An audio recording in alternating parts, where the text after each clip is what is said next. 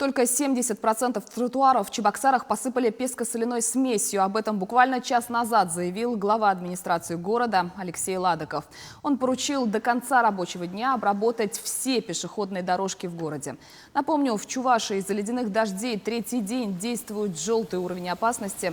Сегодня ученикам младших классов разрешили не ходить в школу. Из-за обледенения накануне оборвались провода в Заволжье. Электросети починили ближе к полуночи.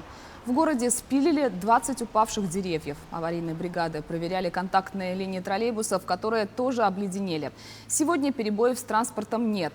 Подробнее о ситуации на дорогах и во дворах Чебоксар расскажем в 17 часов. Сейчас наша съемочная группа как раз объезжает город.